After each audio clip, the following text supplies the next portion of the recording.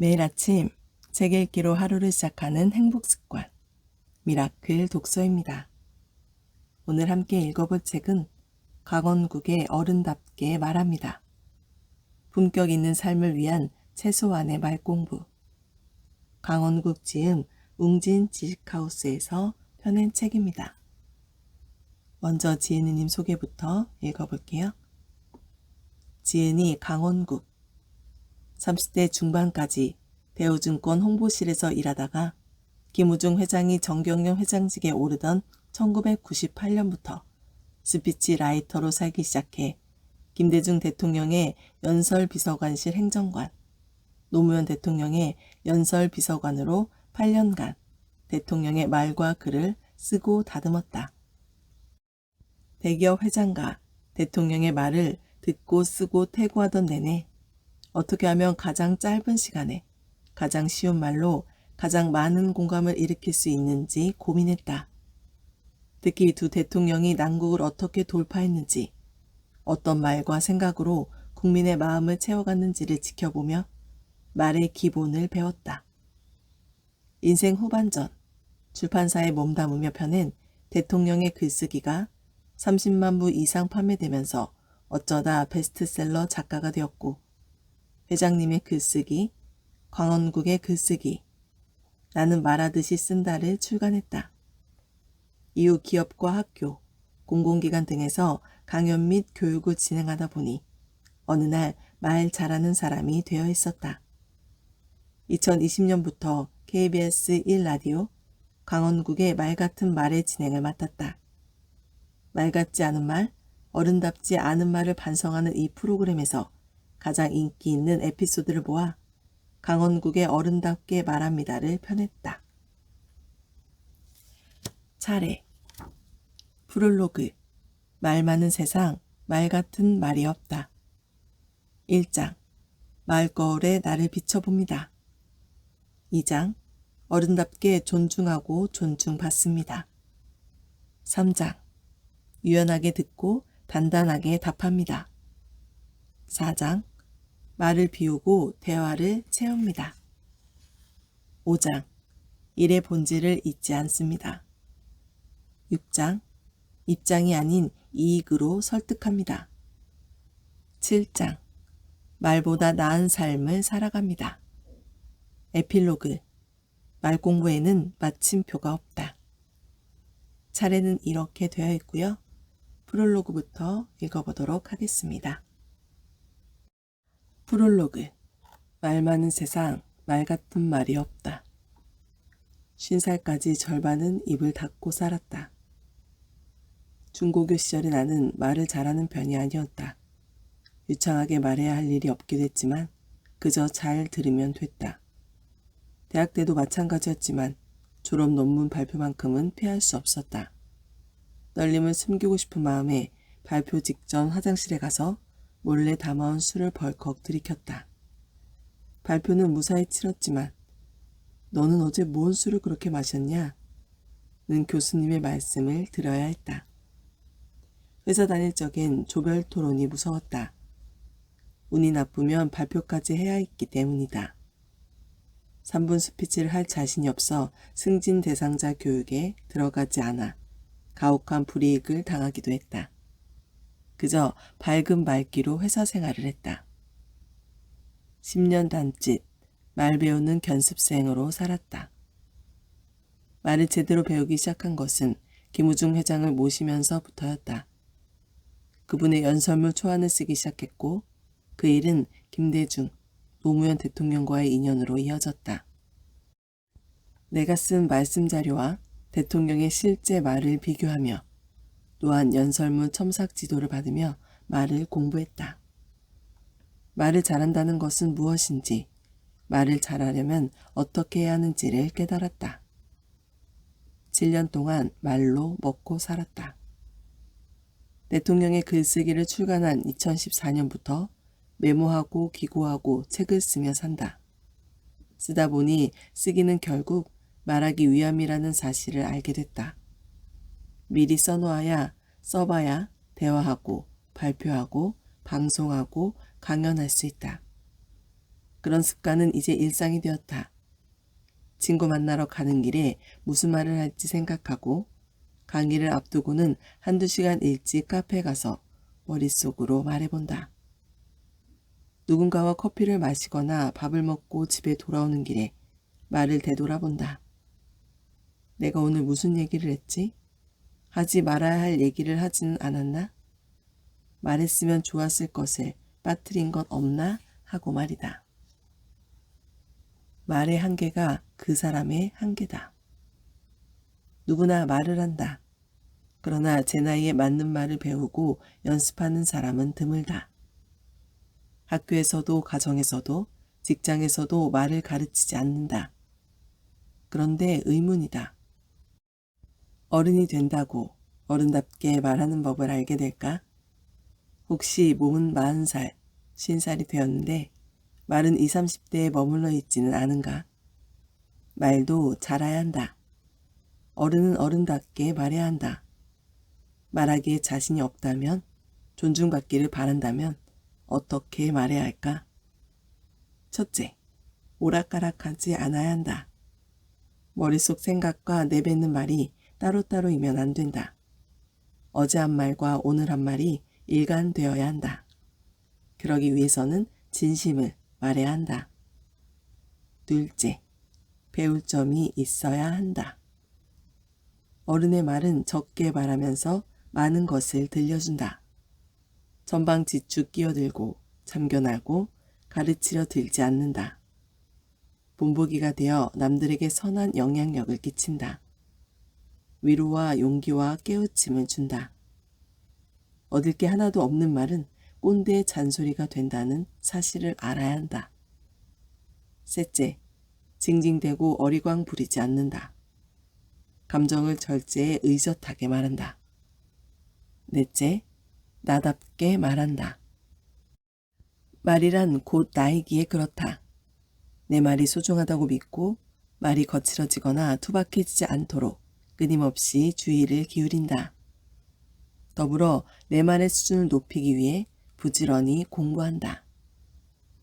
KBS 1라디오 강원국의 말 같은 말을 진행하면서 말이 아름다운 사람이 진짜 어른다운 사람이라는 사실을 다시 한번 확인했다. 2020년 2월부터 2020년 3월까지 방송된 원고에 새로운 내용을 추가해 이 책을 엮었다. 뜻깊은 기회를 만들어준 서승표 PD, 김진 작가, 유지연 아나운서에게 각별한 감사 인사를 전한다. 2021년 여름 초입에 강원국 1장 마을거울에 나를 비춰봅니다. 아내는 왜 사표를 냈는지 묻지 않았다. 아내는 내 말을 건성으로 듣는다. 맞장구 치고 리액션을 해가며 듣지 않는다. 듣는 둥 마는 둥 무심히 듣는다. 하지만 진심으로 듣는다. 이게 무슨 말인가? 직장 생활을 25년 하면서 사표를 9번 썼다. 그때마다 아내에게 먼저 말했다. 아내는 왜 사표를 내는지 묻지 않았다. 그만둘만 하면 그만둬야지. 짧게 말했다. 오죽하면 그만둘까 생각했던 듯하다. 귀로 듣는 게 잘 듣는 것일까? 혹은 시간을 내 들어주면 잘 듣는 것일까? 아니다. 마음으로 들어줘야 잘 듣는 것이다. 마음으로 듣는다는 것은 무엇일까? 말하는 사람의 심정과 처지에서 듣는 것이다. 듣고 나서 자신이 해줄 수 있는 일을 찾아 해주고 그것을 생색내지 않는 것이다.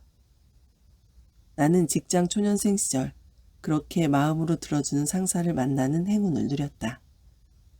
그분은 내 말을 듣고 나면 늘 칭찬해주고 부족한 부분을 채워주었다. 그렇게 빈틈을 보완해 볼 기회를 줬다. 내 말대로 해서 문제가 생겼을 때는 책임을 져주고 잘 됐을 때는 공을 나눠주었다. 나는 그분 울타리 안에서 마음껏 말했다. 말할 거리를 찾아 공부하고 상상했다. 친구들과의 저녁 술자리에서 좋은 정보를 듣거나 귀갓길에 좋은 아이디어가 떠오르면 가장 먼저 그분이 생각났다. 어서 얘기를 들려드리고 싶어 아침이 기다려졌다. 출근하는 발걸음이 가볍다 못해 날아갈 듯 했다. 그렇게 함께했던 시간이 참 행복했다. 나도 아들의 말을 그렇게 들으려고 노력하지만 쉽지 않다. 들어주기보다는 가르치고 싶은 마음이 앞선다. 아들의 말을 자르고 끼어들기 일쑤다. 아들에게 도움이 될 거라 생각하기 때문이다. 그것이 아비의 마음이라 여기지만 사실 내 입장이다.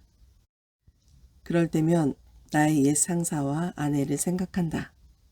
아들의 처지에 서본 뒤 내가 하고 싶은 말보다 해줄 수 있는 일을 생각하려 애쓴다. 말을 잘 듣는다는 것은 참으로 어려운 일이다. 나이를 먹을수록 더욱 그렇다. 말재주보다 우선 해야 할 것. 하버드 경영대학원의 에이미 커티 교수에 따르면 첫인상을 좌우하는 두 가지 요소가 있다. 사람들은 첫 만남에서 따뜻함과 유능함으로 상대방을 판단한다는 것이다.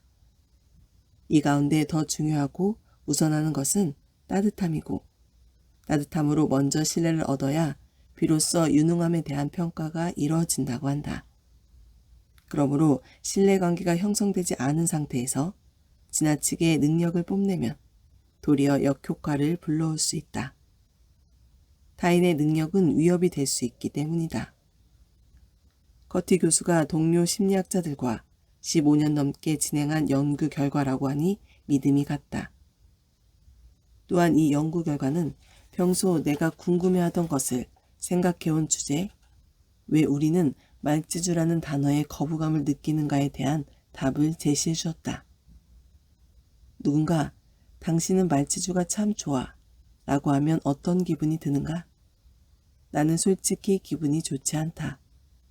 칭찬할 의도였다고 하더라도 말이다. 나만 그랬던 것은 아니다. 노무현 대통령은 그 말에서 모욕감을 느낀다고 했다. 임기 초반 진행했던 검사와의 대화에서 어느 검사가 대통령에게 토론의 달인이라며 비아냥거리듯 말하자 대통령은 그 말은 저를 말재주나 부리는 사람으로 비하하는 뜻이 들어있습니다. 라며 불쾌했다. 이처럼 말재주가 있다라는 말은 언변이 좋다는 말과 함께 좋은 의미로만 쓰이지는 않는다. 진실하지 못하고 임기응변에 능하다. 꼼수와 잔재료를 부린다라는 뜻을 내포하고 있다. 커티 교수의 말을 빌리자면 따뜻함은 없고 유능함만 있는 것이다. 확실히 부정적 어감을 담고 있다. 공자님도 이런 말씀을 남겼다. 좋은 말로 꾸며 다른 사람을 기쁘게 하거나 아첨으로 비위를 잘 맞추는 사람 중에 어진 사람이 드물다. 다시 말해 말재주만 있는 사람은 어질지 못하다는 것이다. 공자님은 또 그런 사람에 대해 재치 있는 말로 다른 사람과 맞서다가 자주 미움을 사니 말재주를 어디에 쓰겠는가 라고도 덧붙였다. 말재주 좋아야 소용없다는 말씀이다. 말재주는 뛰어나지 않아도 된다. 박식하지 않아도 되고 청산유수 같지 않아도 된다. 심지어 말이 필요 없을 수도 있다. 상대를 위하는 따뜻한 마음만 있으면 된다. 진정성의 필요 충분 조건. 누군가와 대화하다. 이 사람 진실해 보여. 진심으로 하는 말 같아. 하는 느낌을 받으면 어쩐지 뭉클하다. 그런 느낌을 주는 강연이나 연설을 들을 때도 우리는 감동한다. 누군가의 말에 마음이 짠해진다면 그것은 진정성을 느껴서다. 만약 누가 당신에게 진정성 있다는 말을 한다면 그것은 최고의 찬사이다. 진정성을 느끼게 하는 일은 값진만큼이나 실행하기도 어렵다. 어떻게 해야 진정성이 느껴지게끔 말할 수 있을까? 우선 솔직해야 한다. 숨기는 게 없어야 한다. 투명해야 한다. 가식과 꾸밈이 없어야 한다. 체를 하거나 척을 하지 말아야 한다. 말이 곧 그 사람이어야 한다. 거짓이 없는 것만으로는 부족하다. 일관성이 있어야 한다. 어제 한 말과 오늘 하는 말이 다르지 않아야 한다. 이 사람에게 한 말과 저 사람에게 한 말이 같아야 한다. 머릿속 생각과 말이 일치해야 한다. 어려운 일이다. 무엇보다 말 속에 듣는 사람을 위하는 마음이 있어야 한다. 듣는 사람을 아끼는 마음이 담겨 있어야 한다. 내 말이 도움이 되었으면 하는 간절함이 있어야 한다. 도움이 되기 위해 말을 열심히 준비할 뿐 아니라 그것을 잘 전달하기 위해 최선을 다해야 한다. 결국 얼마나 공을 들이고 정성을 기울이느냐가 관건인데 말이 쉽지 아무나 할 수 없는 일이다. 이게 끝이 아니다. 정성을 기울이는 것은 필요 조건에 불과하다. 진정성을 느끼게 하는 충분 조건은 말을 듣는 사람이 내 말에서 실제로 무엇을 얻어야 한다는 것이다. 내 말이 어떤 도움을 줬는가? 내 말을 듣기 전후가 어떻게 달라졌는가? 내 말에 용기와 위로를 얻었든 새로운 지식이나 정보를 알았든 새로운 관점이나 통찰을 떠올리든 아니면 재미라도 있든 무슨 도움을 받고 무엇을 얻게 됐는지가 중요하다. 정성껏 준비해 성심을 다해 전했지만 결과적으로 듣는 이가 아무것도 얻지 못했다면 진정성을 느끼기 어렵다. 얼마 전 실업급여를 신청하는 아내를 따라 고용복지센터에 갔다. 앞 순서에 내 나이 또래 남자가 상담을 하고 있었다. 30분을 훌쩍 넘게 기다렸다. 도대체 무슨 상담을 이리 오래 하나 싶어 창구 근처에 갔다가 대화 내용을 듣게 되었다. 남자는 문맹에 가까웠다. 상담 직원이 하나하나 설명해 주면서 서류 작성을 돕고 있었다. 짜증날 법도 한데 싫은 기색은커녕 시종일관 미소를 잃지 않았다. 도움을 주고 싶어하는 마음이 여실히 느껴졌다. 눈물이 핑 돌았다. 아버지의 평생 존댓말. 두 사람은 우리 나이로 91, 1931년생 동갑이다. 20대 초반에 만나 평생을 함께해온 그야말로 둘도 없는 중마고우다. 사는 지역이 다른 두 사람은 하루도 거르지 않고 통화한다. 말하는 내용을 들어보면 그렇게 친할 수 없는데 시종일관 존대를 한다. 두 사람은 처음 만난 날 서로에게 말을 놓지 않기로 약속했다고 한다. 그리고 그 언약을 70년 가까이 지켜오고 있다. 진아는 말로라도 반말을 하지 않는다. 형식이 내용을 담는다고 했던가? 두 사람은 평생 싸운 적이 없다. 깍듯이 존대하면서 싸울 순 없는 노릇이다. 싸울 일이 있으면 말을 하지 않을 뿐 언성을 높이는 일은 없다. 두 사람 중 한 분은 우리 아버지다. 다른 한 분 역시 내게는 아버지나 진배 없다. 어릴 적부터 두 분이 늘 같이 계신 걸 보며 자랐다. 존댓말이 인성과 사회성, 언어 능력을 키워준다는 연구 결과를 본 적이 있는데 두 분을 보면 일리 있는 말 같다. 존댓말은 아무래도 반말에 비해 복잡하다. 따라서 쓰다 보면 언어 능력이 발달한다. 상대를 존중하고 높여주는 말이기에 공감 능력도 높인다. 존대는 또한 관계의 중요성을 염두에 둔다는 점에서 사회성도 키워준다. 싸움이나 갑질을 존댓말로 할 순 없지 않은가? 존댓말에 모두가 우호적인 건 아니다. 젊은 세대일수록 편한 사회일수록 반말이 더 익숙하다. 노래 가사를 들어봐도 반말 일색이고 자녀가 부모에게 높임말을 쓰지 않는 가정이 점점 늘고 있다. 거기에 예의범절 운운하면서 동방예의지국이나 가정교육을 거론하면 꼰대 소리를 듣기 십상이다. 사실 우리 사회에서 존댓말은 서열화의 도구로 사용되기도 한다. 고작 몇 달 먼저 태어났다고, 한 기수 먼저 입사했다고, 존대와 하대가 나뉘고 복종을 요구하니 말이다. 반말을 쓰면 얻게 되는 장점도 많다. 불필요한 서열화를 줄일 수 있고 수평적인 관계 형성에 도움이 된다. 물론 판단은 각자의 몫이다. 나는 아버지를 닮아서인지 아무리 친해도 말을 잘 놓지 못한다. 상대가 어떻게 생각할지 몰라서다. 이 때문에 친해지는 데 시간이 오래 걸린다. 자기를 가깝게 생각하지 않는 것 같다고 서운해하는 후배도 있었다. 그래도 여전히 나는 존댓말을 선호한다. 함부로 말해놓고 후회하느니 미리 조심하면서 사는 게 속 편하다. 심지어 1살 아래인 아내에게도 하대하지 않는다. 사랑해 라는 말조차도 왠지 불경스러워 사모합니다요 라고 말한다. 부탁을 거절할 때 지켜야 할 것들. 소심한 나는 거절을 잘 못했다. 너그러운 사람이라는 소리를 듣고 싶기도 했다. 학창시절에는 이런 성격이 문제되지 않았다. 대단한 부탁을 받는 일도 내게 그런 부탁을 하는 사람도 없었다. 문제는 직장 생활을 시작하면서 벌어졌다. 보증을 서달라고 부탁받은 것이다.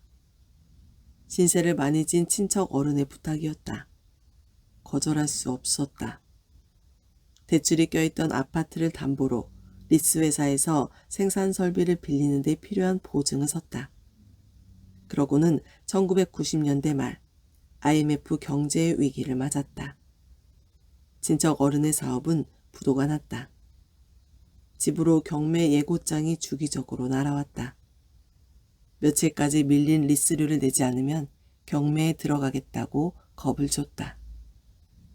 우편함을 보는 게 무서웠다. 당시 내가 받던 월급을 수십 년은 모아야 갚을 수 있는 빚이었다. 직장에 다니는 의미가 없었다. 꾸역꾸역 수년을 버텨 집을 지키긴 했지만 악몽이었다. 그때 이후 어떤 경우에도 보증은 서지 않는다. 뿐만 아니라 거절하는 배짱이 생겼다. 자연스럽게 부탁을 들어주는 기준도 만들어졌다. 첫째, 내 역량으로 들어줄 수 있는 부탁과 들어줄 수 없는 부탁을 구분한다. 둘째, 내 역량으로 들어줄 수 없는 부탁은 거절한다. 이런 거절은 두 부모 자르듯 단호할수록 좋다. 셋째, 내 역량으로 들어줄 수 있는 부탁도 들어줄 사람과 그렇지 않은 사람으로 구분한다. 구분의 기준은 이렇다. 부모와 형제의 부탁은 되도록 거절하지 않는다.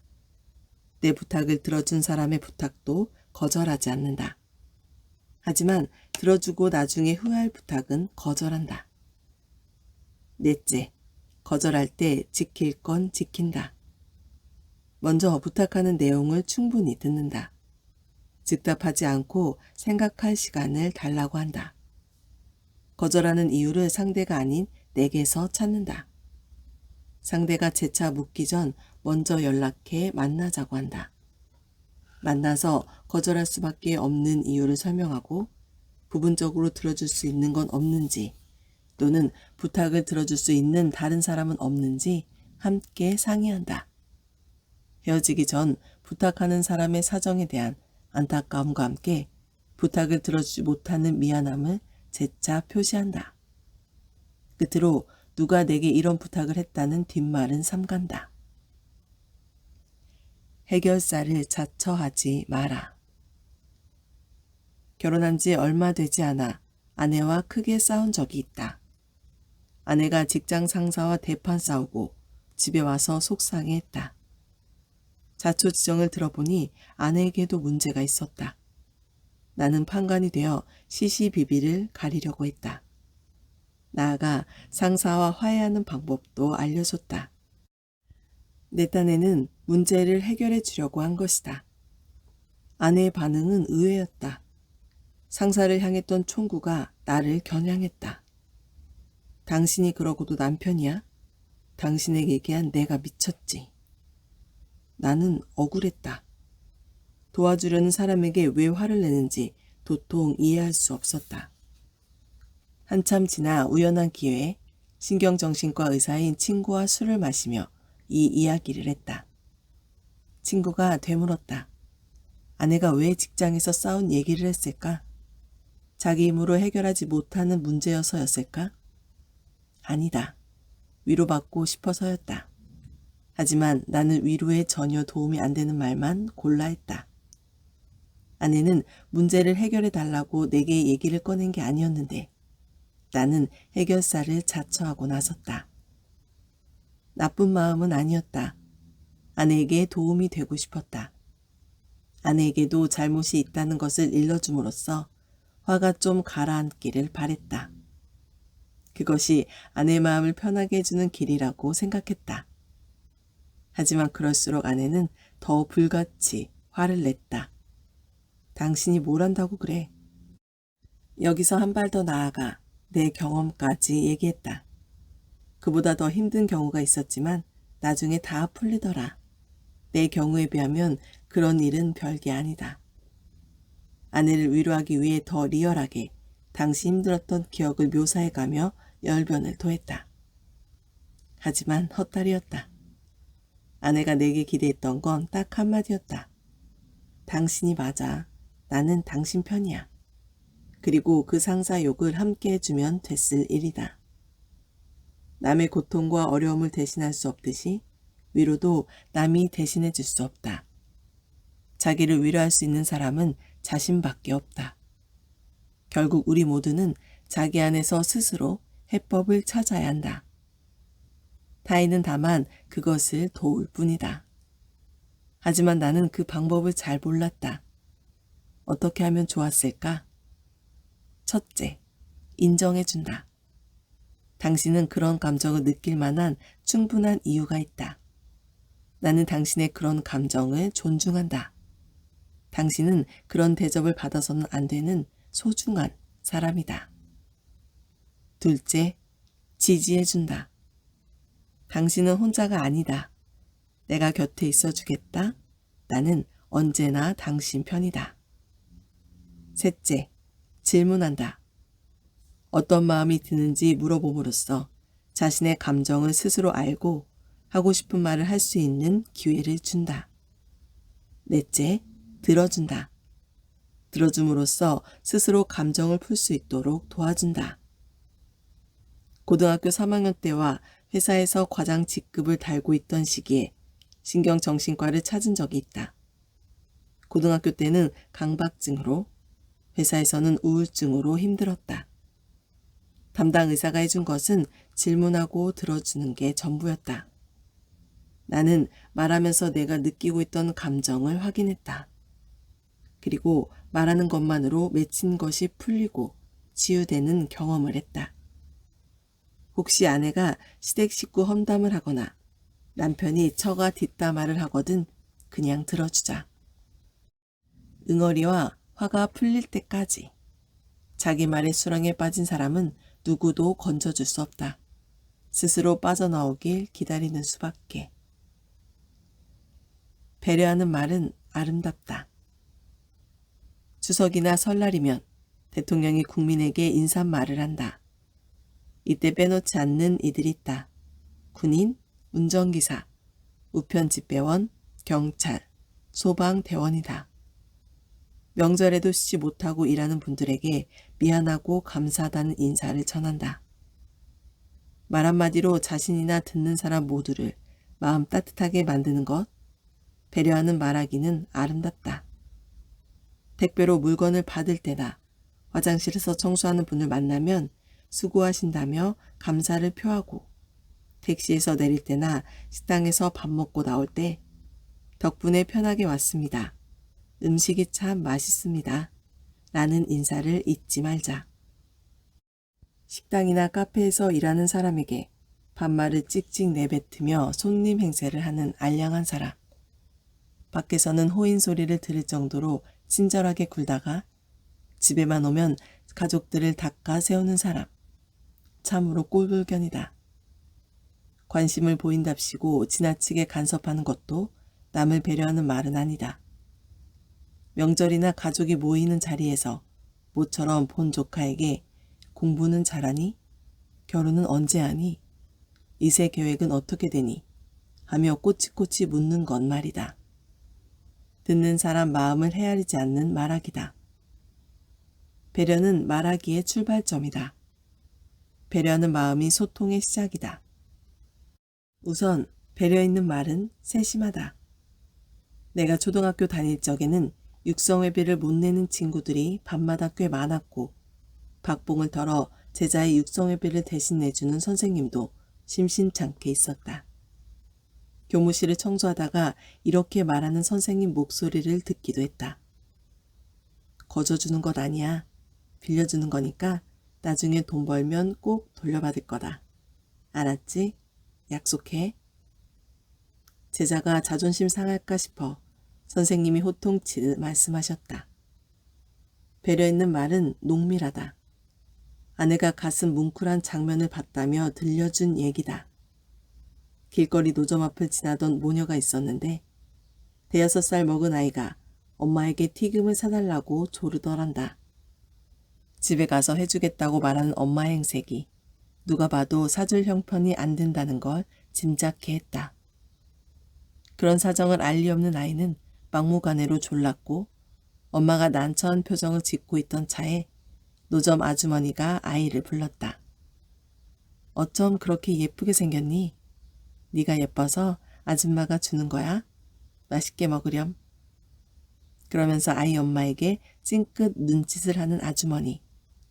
말 그대로 물씬 양면, 살에 깊은 배려가 아닐 수 없다. 배려 있는 말은 겸손하다. 회사 다닐 적 헬리콥터 뷰를 가지라는 얘기를 많이 들었다. 회장이나 사장의 눈높이에서 보라는 말이다. 그래야 문제점이 보이고 의사결정자의 마음에 드는 판단을 할 수 있다는 뜻이 담겨 있다.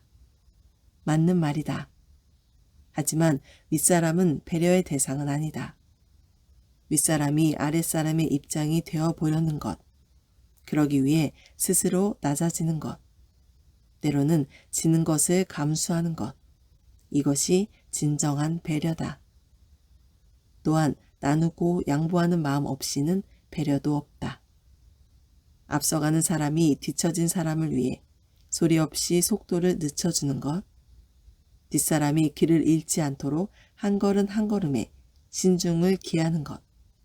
이 모두가 지극한 배려다. 당신은 겸손한 것이 매력이란 소리를 종종 듣는다. 사람들이 나를 그렇게 보는 데는 이유가 있다. 내가 처음 출연한 김어준의 파파이스라는 팟캐스트 덕분이었다. 그 프로그램은 말하자면 나의 말하기 데뷔 무대였다. 많은 사람이 청취하는 채널이었기에 나는 매우 겸손하게 이야기할 수밖에 없었다. 엄청 떨었고 뭘 해야겠다는 욕심도 없었다. 그게 사람들 눈에 겸손하게 보였다. 나를 겸손한 사람으로 보는 이유가 또 있다. 내 이야기의 많은 부분에서 김대중 대통령과 노무현 대통령이 등장한다. 나는 대통령 연설문을 쓴 사람이 아니고 대통령께 연설문 쓰는 법을 배웠다고 말하니 사람들이 겸손하다고 칭찬했다. 배운 게 사실이고 두 분 앞에서 머리를 조아릴 수밖에 없는데도 말이다. 때문에를 덕분에로 바꾸면. 부정편향성이라는 말이 있다. 좋은 일보다는 안 좋은 일의 길을 더 쫑긋 세운다는 뜻이다. 그래서 뉴스도 나쁜 소식을 우선적으로 보도한다. 상황이 악화될수록 뉴스 가치는 높아지고 상황이 호전되면 뉴스는 가치를 잃는다. 그러다 보니 부정적인 뉴스나 미끼를 던지는 낚시성 헤드라인이 판을 친다. 사람에게는 남의 좋은 점보다는 나쁜 점을 먼저 포착하는 속성이 있는 듯하다. 남이 없는 자리에서 그 사람을 칭찬하는 건 별로 재미가 없고 단점을 지적하는 얘기가 왠지 더 재미나다. 술자리에서 뒷담화가 무성한 걸 보면 그렇다. 사회 문제에 대한 의견을 말할 때도 마찬가지다. 어떤 현상을 액면 그대로 보면 순진한 사람이 된다. 겉보기와 다른 저희와 속셈을 예리하게 후법하야 똑똑해 보인다. 사람들은 그런 말에 흥미를 느끼고 솔깃해한다. 이런 성향은 인간의 본능적 속성에서 연유한 것이라고 한다. 사냥과 채집으로 먹고 살던 원시 시대는 외부 자극에 부정적으로 반응하는 것이 생존에 유리했기 때문이다.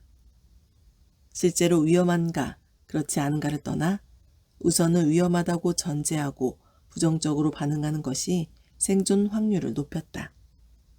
그래서 최대한 부정적으로 해석하고 좋은 정보보다는 나쁜 징조에 더 민감하게 반응할 수밖에 없다는 것이다. 그래서일까? 우리 사회 곳곳에 부정적인 말이 만연해 있다.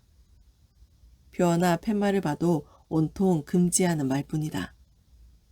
잔디밭에 들어가지 마시오, 만지지 마시오, 뛰지 마시오와 같은 표현 일색이다. 이런 부정적인 표현에는 문제가 있다. 언어가 사고를 지배하기 때문이다. 내가 나를 어떻게 보는지, 내가 세상을 어떻게 보는지, 또 장차 미래를 어떻게 보는지가 언어로 표현되는데 그 언어가 부정어 일색이면 어떻게 될까? 긍정적인 말을 하는 사람은 한계가 없고 부정적인 말을 하는 사람은 한계 없다는 말이 있다. 김대중 대통령이 IMF 경제 위기를 극복하는 과정에서 가장 많이 쓴 말이 경제는 심리다 였다. 잘 될 것이라고 기대하면 실제로 잘 되고 잘 되지 않을 것이라고 예상하면 실제로 안 된다는 것이다. 경제가 총체적 위기이고 민생이 파탄났으며 저주의 말을 퍼부으면 국민들의 미래 전망이 비관 일변도로 바뀌고 그 때문에 투자와 소비가 위축돼 진짜 위기를 초래할 수도 있다. 말이 스스로를 위험에 빠뜨리고 모두를 피해자로 만들어버리는 셈이다. 김대중 대통령뿐 아니라 내가 모신 분 모두 어려운 일을 당하거나 위기를 맞을 때 가장 많이 했던 말이 위기는 위험과 기회의 합성어이다. 위기 안에 기회 요인이 있다. 위기는 전화위복의 가능성을 내포하고 있다는 것이었다. 그런가 하면 말이 사람을 건강하게 만들기도 한다. 1932년 미국에서 180명의 젊은 여성이 수녀로 첫 발을 내디디면서 자기를 소개하는 글을 썼다. 그리고 70년이 지나 그 글에 긍정적인 말이 얼마나 있는지 분석했다.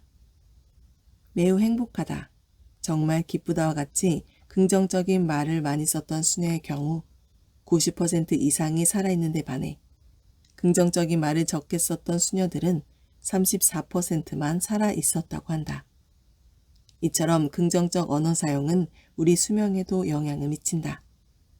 그러니까 같은 값이면 부정적인 말보다는 긍정적인 언어를 쓰자. 뭐뭐 때문에 보다는 뭐뭐 덕분에 라는 표현으로 바꿔서 말해보자. 그러다 보면 매사에 감사하게 되고 평소 미워 보이던 사람에게도 너그러워진다는 걸 느낄 것이다. 오늘 미라클 독서는 여기까지 읽도록 하겠습니다. 오늘도 감사합니다.